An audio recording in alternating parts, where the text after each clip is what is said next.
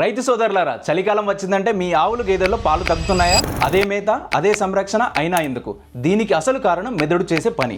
ఆవులు గేదెలు రెండు ఉష్ణ రక్తజీవులు. వాటి శరీర ఉష్ణోగ్రత 38.5 నుండి 39.5 డిగ్రీల సెల్సియస్లోనే ఉండాలి. మెదడులోని ఉష్ణ నియంత్రణ కేంద్రం రక్త ఉష్ణోగ్రతను ఎప్పుడు గమనిస్తుంది. ఇంకా చలికాలంలో పశువులు నీరు తక్కువగా తాగుతాయి, పచ్చిగడ్డి దొరక్కపోవడం, వీటి వల్ల కూడా పాలు తగ్గుతాయి. చలికాలంలో బయట ఉష్ణోగ్రత తగ్గిందని మెదడు గమనించిన వెంటనే ముందుగా నాడీ వ్యవస్థకు ఆదేశాలు ఇస్తుంది. దాంతో చర్మం మరియు పొదుగు దగ్గర రక్తనాళాలు సంకోచించి రక్త ప్రవాహం మెదడు, గుండె వంటి ప్రాణావయవాల వైపు మల్లుతుంది.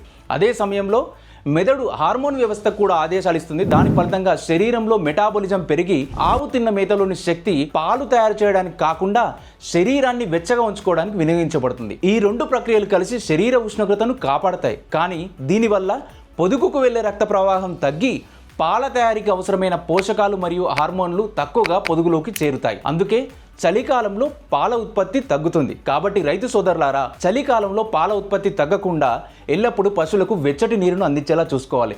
చలిగాలులు తాకకుండా షెడ్ను సంరక్షించుకోవాలి. ముఖ్యంగా ఎక్కువ శక్తి, ఎక్కువ ప్రోటీన్, ఎక్కువ ఫ్యాట్ కలిగిన సమతుల్య దానా ఇవ్వాలి. ఈ విషయంలో ఫీడ్ బజార్ వారి సమతుల్య దానాలు పశువులకు అవసరమైన శక్తిని అందించి మెదడు మీద ఒత్తిడిని తగ్గించి పాల ఉత్పత్తిని పెంపొందించడంలో సహాయపడతాయి. ధన్యవాదాలు.